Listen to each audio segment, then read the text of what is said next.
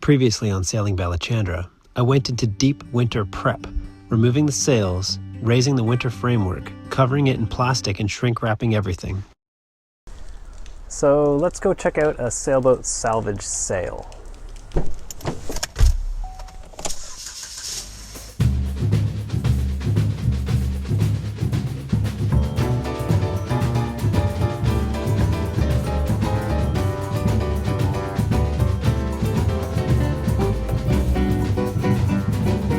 So I'm just here at Shining Waters Marina, and I'm going to go down and check out this Sailboat Salvage Sale. There was 3 boats that have been completely demolished from what I understand. They stripped them down and basically they're selling off all of the stuff.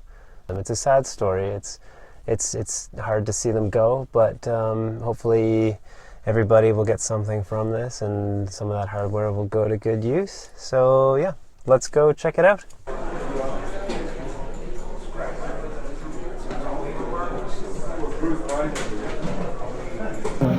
CNC37R that hit a shoal and broke all the ribs and cracked the mast, which wasn't worth the fix, so the customer sold it to us. And then the Grampian 31, the previous owner actually parted it out himself and didn't want the boat anymore, so he gave it to us in lieu of some work. And the last one was a Krogan, Haiti Krogan 38, and it had core moisture that was unfixable. Core moisture? Yeah. Wow. That's the entire boat. And that's all it was. So the one that they hit it cracked the mast. That must have been a sad day. He hit the shoal boom like 6.5 knots and he bent the keel. Wow. Was he motoring or sailing at the time? He was motoring. Motoring. Oh wow. His wind wasn't zoomed in on his chart plotter close enough. Thought he was on his outward track and he wasn't. He was off by 300 feet.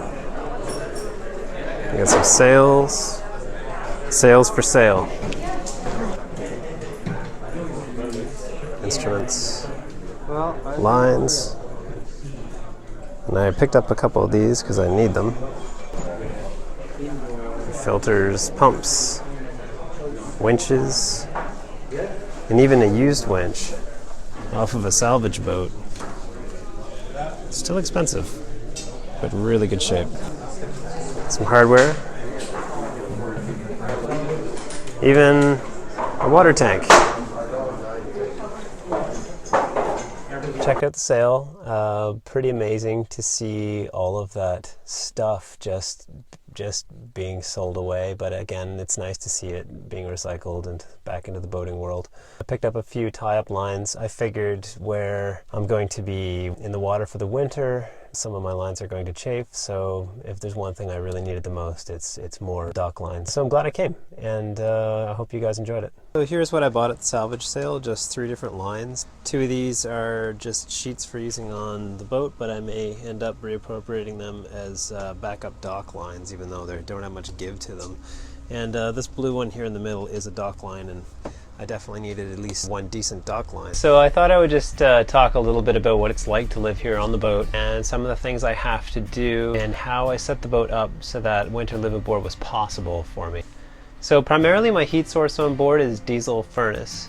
I have an Everspacher or Espar diesel furnace that I use to heat the boat. I also have an electric heat radiating heater with oil in it that works really well. It takes a while to heat up, but it's a good backup. Generally, I rely on the diesel furnace to keep the boat warm.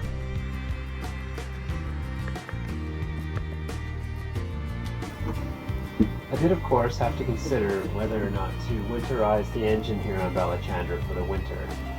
My sea strainer is here. Raw water coming in from the sea strainer is all right here in the front of the engine, and that is pretty more or less exposed to the cabin of the boat, but in this compartment. And it's actually quite warm in here because some of the ductwork for my furnace goes right past my engine and it heats the engine. The engine, you can see I've got a duct right here that connects down through the floor of the boat and to the back near the aft cabin where my furnace is. And so this is actually supplying heat to the forward section of the boat, and it goes up over my engine and then down the other side. And just this duct being here alone is giving the engine lots of heat and keeping it warm, which is great for the winter.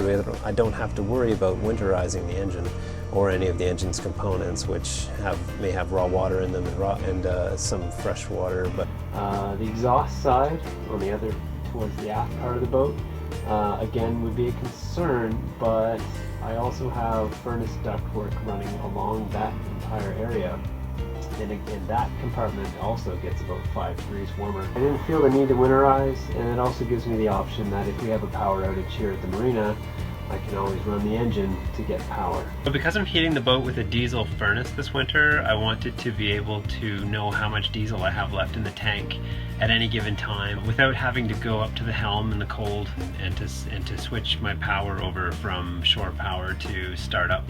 Every time I just wanted to see what my fuel level was. This fuel gauge is actually just one from an auto shop. Just flick a switch and this tells me an accurate fuel level of what I've got left of fuel at any given time. So all winter long I'll be able to find out how much fuel I have.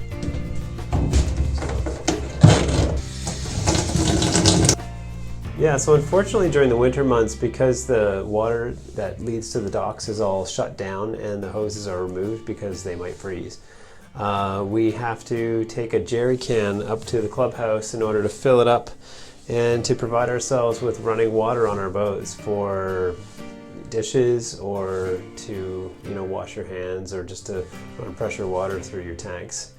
So yeah, one jerry can will fill a part of a tank. It might take a few trips.